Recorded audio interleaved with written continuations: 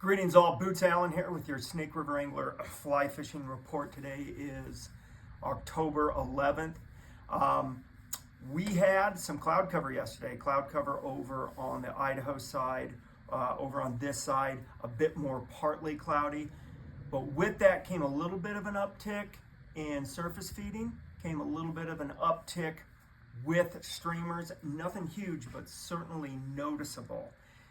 In the meantime, we're going to have bluebird skies, nice, pretty stuff out there. It's gorgeous. Foliage is beautiful. The weather is beautiful. At the same time, one of our local meteorologists said this is the 5th driest dry spell that we've had in the past 15 years. What I should be saying is the 5th longest dry spell that we've had in the past 15 years. This is going to continue into next week. At that time, it might turn into the longest dry spell in the past 15 years. But next week, more unsettled weather rolling in. We're supposed to have 2 days of precipitation. We're really looking forward to that. That should really make things pop more than they are. Right now on the Snake, we are at our base level winter flows out of Jackson Lake Dam, 2,800 or 280 CFS coming out of the dam.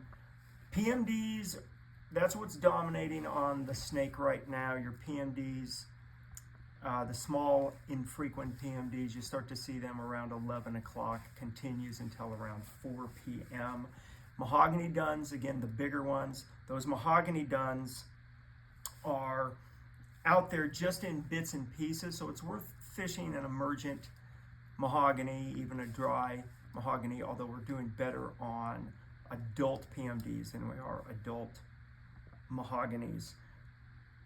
October caddis, we're seeing October caddis, just bits and pieces. Remember that the October caddis in western Wyoming and eastern Idaho, these are not major hatches, they're more intermittent. You see a few a day, but it does allow you to start to use something like a stimulator or a true October caddis pattern, matching something that's actually out there and getting those fish to eat.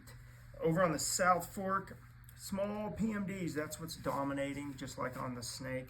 Should see some bluing olives here, hopefully soon with the change in the weather that's going to happen next week. Remember, we see bluing olives on the South Fork earlier than we see them on the Snake. When they do pop on either body of water, it can be a really good pop. You'll have a lot of them out there. Some intense feeding by our trout. So maybe expect that in the middle of next week. Streamer wise, it's kind of a hodgepodge right now. Hodgepodge in terms of color, hodgepodge in terms of your sink rate. So some days those brighter colors are working. Other days it's going to be some darker colors, olives or blacks. Floating lines working best some days, 3 IPS tips on other days. What I would say is you do want to stay in the top 2 feet of the water column. That's kind of where the action has been.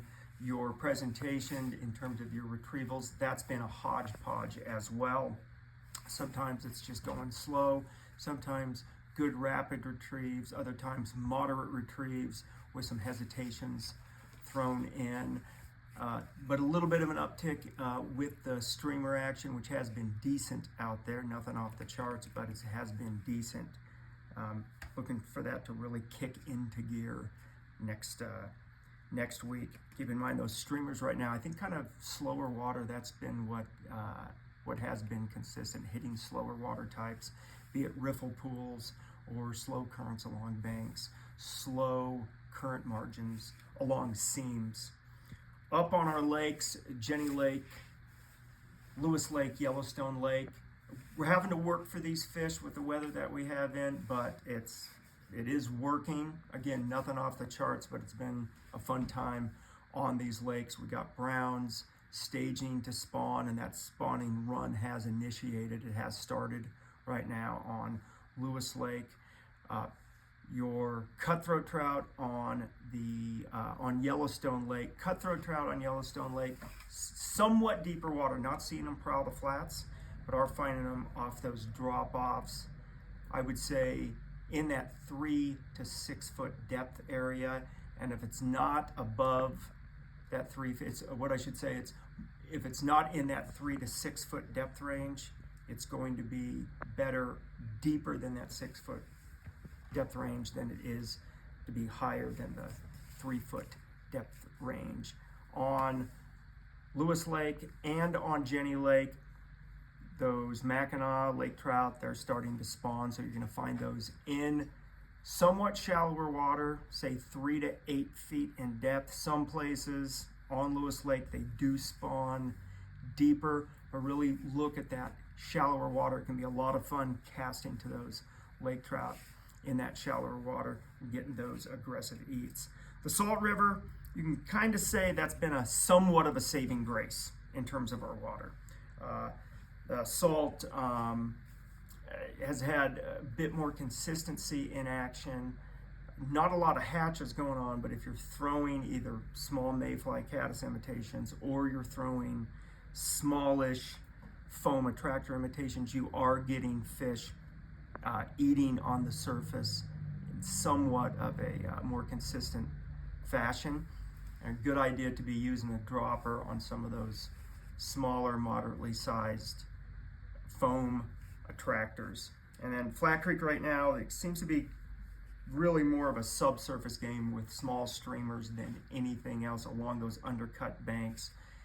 Deeper pools, eddy current margins are a good place to focus. Some submerged structure, that's worth focusing on as well.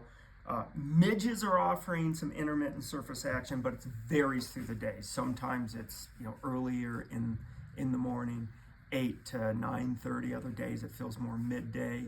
Other days it's kind of later in the action. It lasts about 1 to 1.5 hours long. The damsel imitations and dragonfly imitations, nymph-wise, those have not been working as well lately as it has earlier this year, so we're probably starting to phase out of that. That's pretty much the report for today. Looking forward to this unsettled weather roll in next week. If you're able to get out there now, get out there. It is so beautiful. Abundant wildlife on the Snake.